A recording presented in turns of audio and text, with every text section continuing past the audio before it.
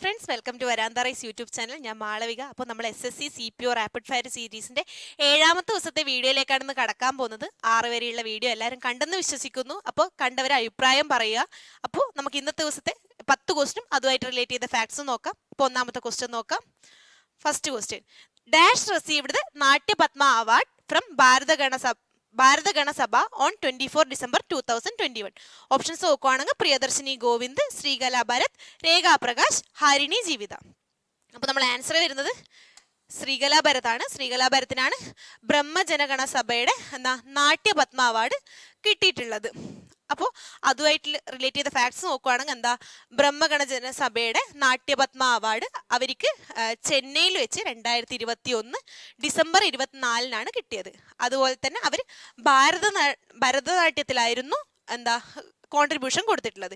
ഇനി ബ്രഹ്മഗണ സഭയെക്കുറിച്ച് നോക്കുവാണെങ്കിൽ ചെന്നൈയിലെ തന്നെ ഓൾഡസ്റ്റ് ഒരു സഭയാണ് ബ്രഹ്മഗണ സഭ എന്ന് പറയുന്നത്. അതുപോലെ തന്നെ 1966 ശ്രീ സേതുരാമൻ, ശ്രീ MS മുത്തു, M കൃഷ്ണമുത്തി ഇവരെല്ലാം കൂടിയിട്ടാണ് ഈ ബ്രഹ്മഗണ സഭ തുടങ്ങി വെച്ചിട്ടുള്ളത്. ഇനി അടുത്ത ക്വസ്റ്റ്യൻ നോക്കുവാണെങ്കിൽ which of the following pair of thumri singing characteristic is correct? Purab fairly slow and state, Punjab more mercurial. അപ്പോൾ ഓപ്ഷൻസ് നോക്കുവാണെങ്കിൽ only 1, both 1 and 2, only 2, neither 1 nor 2. നമ്മൾ ആൻസർ വരുന്നത് ബോത്ത് 1 and 2 ആണ്.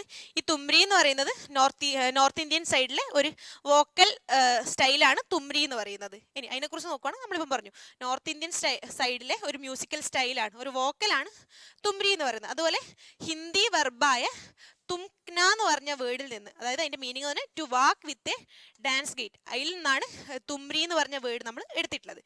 ഈ വോക്കൽസ് തന്നെ മെയിൻ ആയിട്ട് ഉത്തർപ്രദേശ് ഏരിയയിലാണ് കണ്ടുവരുന്നത്. ഇതിന്റെ തീം എന്ന് പറഞ്ഞാൽ റൊമാൻറ്റിക് ആണ്. അതുപോലെ സ്പിരിച്വൽ ആയിട്ടാണ് ഇവർ ഇതിന്റെ ടോൺ സെറ്റ് ചെയ്തിട്ടുള്ളത്. അതുപോലെ ഹിന്ദി ഡയലിറ്റിക്സ് ആയ അവധി, അതുപോലെ ബിർജ് ഭാഷ, ഇതിൽ ലിറിക്സ് എഴുതിയിട്ടാണ് ഈ വോക്കൽസ് മെയിൻ ആയിട്ട് തിട്ടപ്പെടുത്തിയിട്ടുള്ളത്. അതുപോലെ തന്നെ ഇതിന് 2 സ്റ്റൈലാണ് ഉള്ളത്. ഒന്ന് പൂരബ് ഓർ ബനാറസ്, അടുത്തത് പഞ്ചാബ് സ്റ്റൈൽ. ഈ പൂരബ് ഒരു ബനാറസ് സ്റ്റൈൽ തന്നെ ഫെയർലി സ്ലോ ആൻഡ് സ്റ്റെഡ് സ്റ്റൈലാണ്. അതുപോലെ പഞ്ചാബ് തന്നെ മെർക്കുറിയൽ ആണ്. മെർക്കുറിയൽ എന്ന് പറയുമ്പോൾ സഡൻ ആയിട്ട് ഒരു ടോൺ ചേഞ്ച്, മ്യൂസിക് ചേഞ്ച് വരുന്നതാണ് മെർക്കുറിയൽ എന്ന് പറയുന്നത്. ഇനി അടുത്ത ക്വസ്റ്റ്യൻ നോക്കുവാണെങ്കിൽ novelist Damodar Musso who has won the 57th Jnanpith is A writer in which of the following languages? Options നോക്കുവാണെങ്കിൽ ആസാമീസ്, ഒഡിയ, കൊങ്കണി, സാൻസ്ക്രിത്. അപ്പം ആൻസർ വരുന്നത് കൊങ്കിണിയാണ്. ദാമോദർ മൗസോ എന്ന് പറയുന്നത് കൊങ്കിണി റൈറ്ററാണ്. ഇനി അതിനെക്കുറിച്ച് നോക്കുവാണെങ്കിൽ ദാമോദർ മൗസോ ഒരു ഗോവ ബേസ്ഡ് പോയറ്റ് ആണ്. അതുപോലെ തന്നെ അദ്ദേഹത്തിന് കരമെലിൻ എന്ന് പറഞ്ഞ നോവലിന് വേണ്ടി 1983 അദ്ദേഹത്തിന് സാഹിത്യ അക്കാദമി അവാർഡും കിട്ടിയിട്ടുണ്ട്. അതുപോലെ തന്നെ അദ്ദേഹത്തിന് വിമല വി പായി വിശ്വ കൊങ്കിണി സാഹിത്യ പുരസ്കാർ അവാർഡ് അദ്ദേഹത്തിന്റെ സുനാമി സൈമൺ ഇൻ 2011 എന്ന് പറഞ്ഞ പുസ്തകത്തിനും കിട്ടിയിട്ടുണ്ട്. ഇനി അദ്ദേഹം തന്നെ ഒരു ഗോവ ആർട്സ് ആൻഡ് ലിറ്ററേച്ചർ ഫെസ്റ്റിവലിന്റെ ഫൗണ്ടർ കൂടിയാണ്. ഇനി ജ്ഞാനപീഠ അവാർഡിനെ കുറിച്ച് നോക്കുവാണെങ്കിൽ 1961 ഇതിന് തുടക്കം കുറിച്ചത്. അതുപോലെ ഇത് മരണാനന്തര ബഹുമതിയായിട്ട് ഈ ജ്ഞാനപീഠം കൊടുക്കുന്നില്ല. ഇത് ആർക്കാ കൊടുക്കുന്നതെന്ന് പറഞ്ഞാൽ ഇന്ത്യൻ റൈറ്റേഴ്സ് അവർ തന്നെ 8th ഷെഡ്യൂളിൽ പറഞ്ഞ ഇന്ത്യൻ ലാംഗ്വേജും അതുപോലെ തന്നെ ഇംഗ്ലീഷും അതിൽ കൃതികൾ എഴുതിയ ഇന്ത്യൻ റൈറ്റേഴ്സിനാണ് നമ്മൾ ജ്ഞാനപീഠ അവാർഡ് കൊടുക്കുന്നത്. അതുപോലെ തന്നെ കൊടുക്കുന്നത് 11 ലക്ഷം ക്യാഷ് പ്രൈസും അതിൻ്റെ കൂടെ തന്നെ സരസ്വതി ദേവിയുടെ ഒരു ബ്രോൺസ് റെപ്ലിക്കയാണ് സമ്മാനമായിട്ട് നമ്മൾ കൊടുക്കുന്നത്.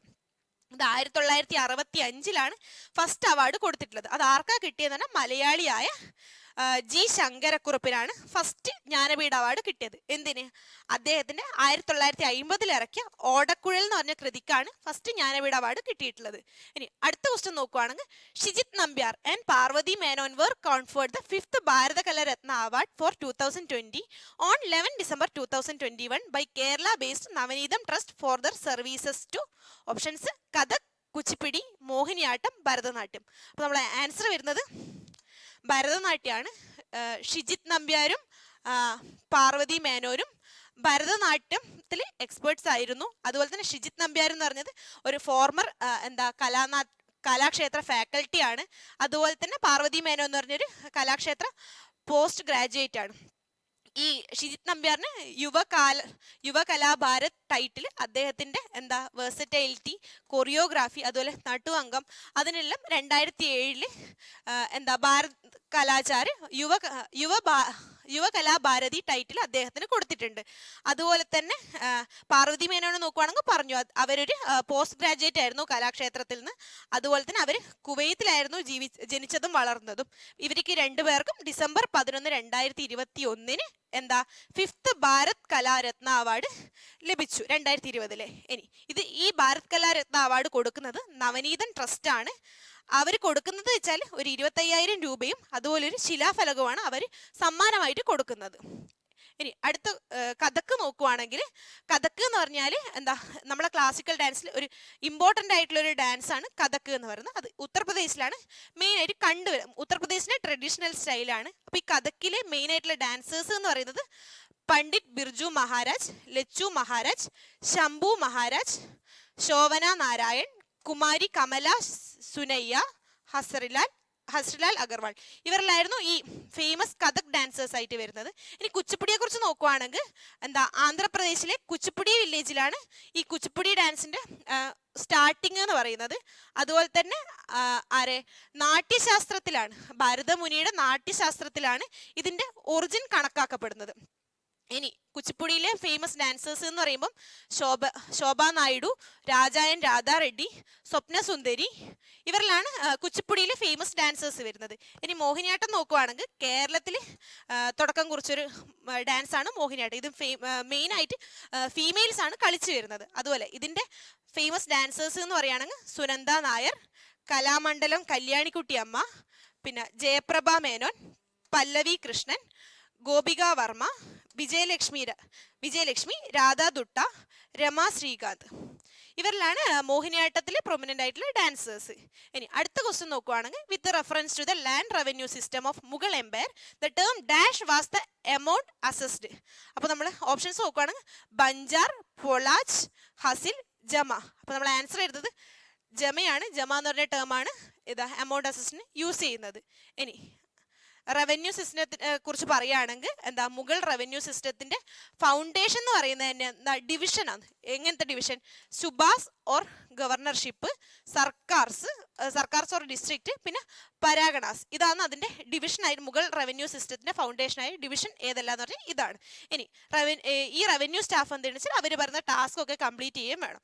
ഇനി ഈ മുഗൾ ഏറയിൽ ലാൻഡ് റവന്യൂവിനെ പറയുന്നതാണ് മാൽ. അതുപോലെ പേർഷ്യയിലാണെങ്കിൽ അതിന് മാൽ വാജിബ് എന്നാണ് പറയുന്നത്. ഇനി റവന്യൂ സിസ്റ്റം എന്ന് പറഞ്ഞാൽ രണ്ട് ടൈപ്പായിട്ട് സ്റ്റെപ്പായിട്ട് ഡിവൈഡ് ചെയ്തിട്ടുണ്ട്. ഒന്ന് അസസ്മെന്റ് എന്ന് പറയുമ്പോൾ ജമ, തഷ്കിസ്. അതെന്ന് പറഞ്ഞാൽ ഒരു എന്താ വേണ്ട സ്റ്റേറ്റിന് വേണ്ട ഡിമാൻഡ് അനുസരിച്ച് അവരൊരു ഇവാലുവേഷൻ എടുക്കും. അതുപോലെ അടുത്ത സ്റ്റെപ്പ് എന്ന് പറഞ്ഞാൽ actual collecting. Actual collecting hassle. ഈ ഇവാലുവേറ്റ് ചെയ്ത സാധനത്തിന് നമ്മൾ ആക്ച്വലി പൈസ കളക്ട് ചെയ്യുന്നതിനെയാണ് സെക്കൻഡ് സ്റ്റെപ്പായിട്ട് എടുക്കുന്നത്. ഈ ലാൻഡ് ഇതിനെ 4ആയിട്ട് ക്ലാസിഫൈ ചെയ്തിട്ടുണ്ട്. പൊലാജ്, പരതി, ചച്ചാർ, ബഞ്ചാർ, ഇങ്ങനെ 4ആയിട്ടാണ് ക്ലാസിഫൈ ചെയ്തിട്ടുള്ളത്. ഇനി പൊലാജിനെ നോക്കുവാണെങ്കിൽ എല്ലാ വർഷവും ഇവർ എന്താ കൃഷി ചെയ്തുകൊണ്ടേയിരിക്കും. ആ ലാൻഡിനെ അൺകൾട്ടിവേറ്റഡ് ആക്കിയിട്ട് വെക്കുന്നില്ല. ഇനി ചച്ചാർ നോക്കുവാണെങ്കിൽ 3-4 വർഷം അവർ അൺകൾട്ടിവേറ്റഡ് ആക്കിയിട്ട് വെക്കുന്നുണ്ട്. എന്നാൽ ബഞ്ചാർ നോക്കുവാണെങ്കിൽ ഒരു ഏരിയ അതിന് 5 വർഷം കൾട്ടിവേറ്റ് ചെയ്യാണ്ടിട്ടിട്ട് പിന്നെയാണ് കൾട്ടിവേഷൻ നടത്തുന്നത്. ഇനി വരാന്ത റൈസിന്റെ 6th ലെവൽ പ്രാക്ടീസ് മെത്തേഡ് നോക്കുവാണെങ്കിൽ ആദ്യം നമുക്ക് ബേസിക് ക്ലാസ്സസ് ഉണ്ട്. ബേസിക് ക്ലാസ്സസ് എക്സ്പെർട്ട് ഫാക്കൽറ്റി വന്നിട്ട് നമുക്ക് ബേസിക് ക്ലാസ് എടുത്തു തരുന്നതായിരിക്കും.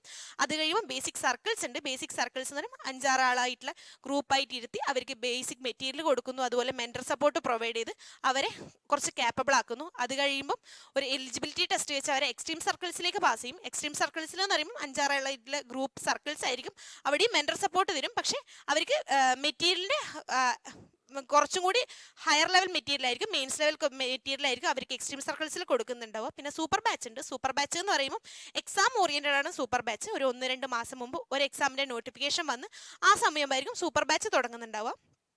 അടുത്തതായി റിപ്പ് ഉണ്ട്. റിപ്പ് എന്ന് പറഞ്ഞാൽ continuous online mock test series ആണ് റിപ്പ് എന്ന് പറയുന്നത്. അപ്പോൾ അവിടെ നമ്മളെ കൺസിസ്റ്റൻസിയും സ്പീഡും നമുക്ക് ഇൻക്രീസ് ചെയ്യാൻ പറ്റും. പിന്നെയാണ് മോക്ക് ഇൻ്റർവ്യൂ. മോക്ക് ഇൻ്റർവ്യൂ എന്ന് പറഞ്ഞാൽ ഒരു എക്സ്പേർട്ട് പാനൽ ആ ഒരു എൻവയോൺമെൻറ്റിൽ നമ്മൾ ഒരു മോക്ക് ഇൻ്റർവ്യൂ തന്ന് നമുക്ക് നമ്മുടെ പോരായ്മകളും നല്ല ഇതും മനസ്സിലാക്കി നമുക്ക് മെച്ചപ്പെടുത്താൻ സഹായിക്കുന്നതാണ് മോക്ക് ഇൻ്റർവ്യൂ സെക്ഷൻ എന്ന് പറയുന്നത്. അതിൽ നമ്മളെ വരാന്ത റൈസിൽ ഓഫ്ലൈൻ ക്ലാസ്സസ് ഉണ്ട്, ഓൺലൈൻ ക്ലാസ്സസ് ഉണ്ട്. ഓഫ്ലൈൻ ക്ലാസ് എന്ന് പറഞ്ഞാൽ Monday to Friday regular batch ഉണ്ട്, സാറ്റർഡേ സൺഡേ ഈവനിങ് ക്ലാസ്സും ഉണ്ട്, സാറ്റർഡേ സൺഡേ വീക്കെൻഡ് ബാച്ചും ഉണ്ട്. അപ്പോൾ ഓൺലൈൻ ക്ലാസ് ആയാലും ഓഫ്ലൈൻ ക്ലാസ് ആയാലും നമുക്ക് ജോയിൻ ചെയ്യാനുള്ള നമ്പറാണ് ഇവിടെ സ്ക്രീനിൽ കൊടുത്തിരിക്കുന്നത്. അപ്പോൾ നമുക്ക് അടുത്ത ക്വസ്റ്റ്യൻ നോക്കാം. 6th question, matters of discretion is an autobiography of which former prime minister of India? Options P V Narasimha Rao, Inder Kumar Gujral, Manmohan Singh, Atal Bihari Vajpayee. അപ്പോൾ നമ്മൾ ആൻസർ ചെയ്തത് ഇന്ദർ കുമാർ ഗുജറാൾ. ഇന്ദർ കുമാർ ഗുജറാളിൻ്റെ ഓട്ടോബയോഗ്രഫിയാണ് matters of discretion. Matters of discretion and autobiography എന്ന് പറഞ്ഞാൽ ഇന്ദർ കുമാർ ഗുജറാളിൻ്റെ ഓട്ടോബയോഗ്രഫി. അതിൽ അദ്ദേഹത്തിൻ്റെ പബ്ലിക് ലൈഫ്, പിന്നെ പാർട്ടീഷൻ, അതിന് മൂവ്മെൻറ്റ്, അങ്ങനെയുള്ള കാര്യങ്ങളെക്കുറിച്ചാണ് അതിൽ പറയുന്നത്. അതുപോലെ തന്നെ അദ്ദേഹം ഒരു ഇൻഡിപെൻഡൻറ്റ് ഡിപ്ലോമാറ്റും പൊളിറ്റീഷ്യനും പിന്നെ ഒരു ഫ്രീഡം ആക്ടിവിസ്റ്റും ആയിരുന്നു. അതുപോലെ അദ്ദേഹം 1997 ഏപ്രിൽ തൊട്ട് 1998 മാർച്ച് വരെയാണ് ഇന്ത്യയുടെ 12ാമത് പ്രൈം മിനിസ്റ്ററായിട്ട്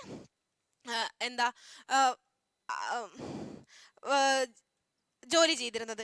ഇനി 1964 അദ്ദേഹം ഇന്ത്യൻ നാഷണൽ കോൺഗ്രസ്സിൽ ജോയിൻ ചെയ്യുകയും അദ്ദേഹം രാജ്യസഭയിലേക്ക് എലക്റ്റഡ് ആവുകയും ചെയ്തിട്ടുണ്ട്.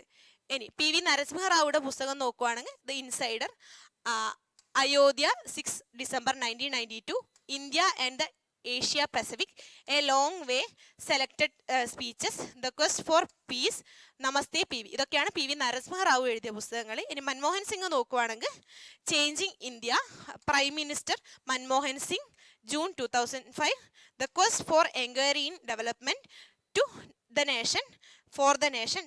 ഇനി ജപ്പാൻസ് ഡിസ്ട്രസ് ഡെബിറ്റ് മാർക്കറ്റ്. ഇതൊക്കെയാണ് മൻമോഹൻ സിംഗ് എഴുതിയ പുസ്തകങ്ങൾ. ഇനി അടൽ ബിഹാരി വാജ്പേയി നോക്കുവാണെങ്കിൽ a constructive parliamentarian, Meri Ikyavan Kavitayen, പിന്നെ Shakti Se Shakti, towards a new world defining moments, Chuni Hui Kavitayen. ഇതൊക്കെയാണ് അടൽ ബിഹാരി വാജ്പേയി എഴുതിയ പുസ്തകങ്ങൾ.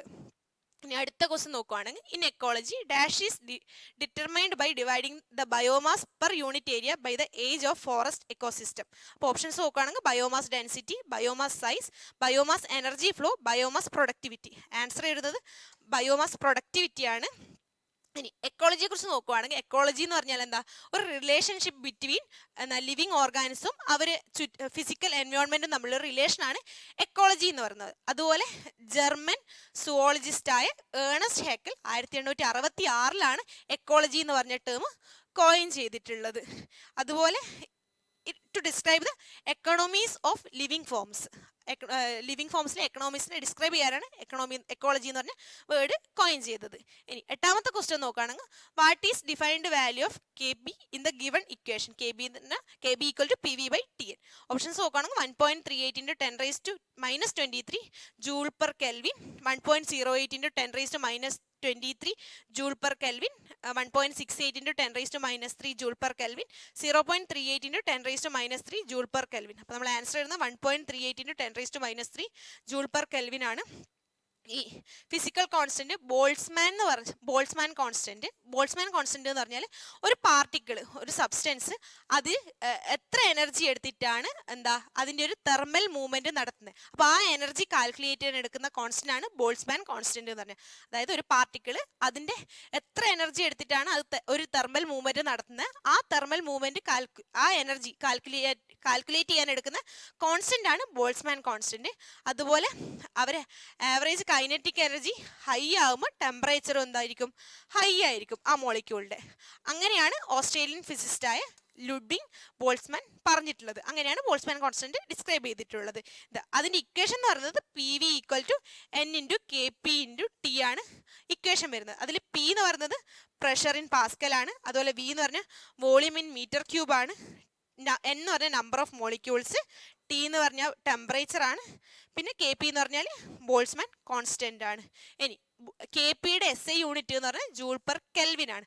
അതുപോലെ ഈ ബോൾട്ട്സ്മാൻ കോൺസ്റ്റന്റ് CGS സിസ്റ്റത്തിൽ പറയുകയാണെങ്കിൽ അതിന്റെ വാല്യൂ എന്ന് പറയുന്നത് 1.38066542 × 10⁻⁻16 ERG പെർ കെൽവിൻ. അതാണ് എന്താ CGS സിസ്റ്റത്തിൽ ബോൾട്ട്സ്മാൻ കോൺസ്റ്റന്റ് വാല്യൂ വരുന്നത്. അതുപോലെ അതിന്റെ ഡയമെൻഷണൽ ഫോർമുല എന്ന് പറയുന്നത് ml² T⁻², K⁻⁻1. അതുപോലെ ഇതിന് ഇലക്ട്രോ വോൾട്ടിന്റെ ഇതിൽ അതിന്റെ വാല്യൂ പറയുകയാണെങ്കിൽ 0.0008617332 ഇലക്ട്രോ വോൾട്ട് പെർ കെൽവിൻ. അതാണ് ബോൾട്ട്സ്മാൻ കോൺസ്റ്റന്റിന്റെ ഇലക്ട്രോ വോൾട്ടിൽ വാല്യൂ പറയുകയാണെങ്കിൽ. നമ്മൾ അടുത്ത ക്വസ്റ്റ്യൻ നോക്കുവാണെങ്കിൽ കഥക്കുരു Shovana Narayan received dash in the 1992. Options നോക്കുകയാണെങ്കിൽ പത്മഭൂഷൺ, നൃത്യ ശിരോമണി, പത്മവിഭൂഷൺ, പത്മശ്രീ. അപ്പോൾ അവർക്ക് 1992 പത്മശ്രീയാണ് കിട്ടിയിട്ടുള്ളത്.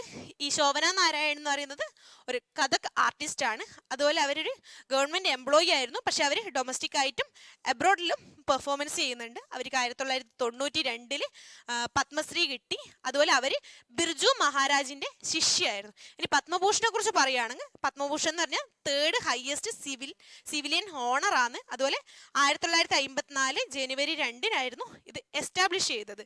അതുപോലെ പ്രൈം മിനിസ്റ്റർ എല്ലാ വർഷവും ഈ പത്മ അവാർഡ് കമ്മിറ്റി രൂപീകരിക്കാറുണ്ട്. അതുപോലെ മെയ് 1 തൊട്ട് സെപ്റ്റംബർ 15 വരെയാണ് ഇതിന്റെ സബ്മിഷൻസ് ആക്സെപ്റ്റ് ചെയ്യാറ്. ആദ്യത്തെ പ്രാവശ്യം 1954 23 റെസിപ്പിയൻസ് ആയിരുന്നു പത്മഭൂഷന് ഉണ്ടായിരുന്നത്. ഇനി നമ്മളെ 10ാമത്തെ ക്വസ്റ്റ്യൻ, ഇന്നത്തെ ലാസ്റ്റ് ക്വസ്റ്റ്യൻ നോക്കുവാണെങ്കിൽ I am no Messiah is an autobiography of the actor. Options Sonu Sood, Salman Khan, Sonu Nigam, Aamir Khan. അപ്പോൾ നമ്മൾ ആൻസർ വരുന്നത് സോനു സൂദാണ്. സോനു സൂദിന്റെ ഓട്ടോബയോഗ്രഫിയാണ് ഐ ആം നോട്ട് മിഷിഹ. ഇനി അത് സോനു സൂദ് എന്ന് പറയുന്നൊരു ബോളിവുഡ് ആക്ടറാണ്. അദ്ദേഹത്തിന്റെ ഓട്ടോബയോഗ്രഫിയാണ് എന്താ ഐ ആം നോ മിഷിഹ. ഇനി ഈ ഐ ആം നോ മിഷിഹയിൽ അദ്ദേഹം പറയുന്നതെന്ന് വെച്ചാൽ ഈ കോവിഡ് ലോക്ക്ഡൗൺ കാലഘട്ടത്തിൽ അദ്ദേഹം പലരെയും സഹായിക്കാൻ പോയി. അതിന്റെ എക്സ്പീരിയൻസ് ആയിരുന്നു സോനു സൂദ് ഈ പുസ്തകത്തിൽ അദ്ദേഹം കൺവേ ചെയ്യാൻ ഉദ്ദേശിച്ചത്. അതുപോലെ ഈ പുസ്തകത്തിന്റെ കോ റൈറ്റർ എന്ന് പറഞ്ഞാൽ മീന അയ്യറും. അതുപോലെ ഇത് പബ്ലിഷ് ചെയ്തത് പെൻഗ്വിൻ റാൻഡം ഹൗസസ് ഇന്ത്യ ആയിരുന്നു അത് പബ്ലിഷ് ചെയ്തത്. അപ്പോൾ നമ്മൾ ഇന്നത്തെ 10 ക്വസ്റ്റ്യൻ നമ്മളിവിടെ ഡിസ്കസ് ചെയ്തിട്ടുണ്ട്. 10 ക്വസ്റ്റ്യൻ നിങ്ങൾക്ക് മനസ്സിലായെന്ന് വിചാരിക്കുന്നു. എന്തെങ്കിലും ഡൗട്ട് ഉണ്ടെങ്കിൽ കമൻറ്റ് ഇടേണ്ടതാണ്. അപ്പോൾ അടുത്ത വീഡിയോയിലേക്ക് കാണും വരെ താങ്ക് യു.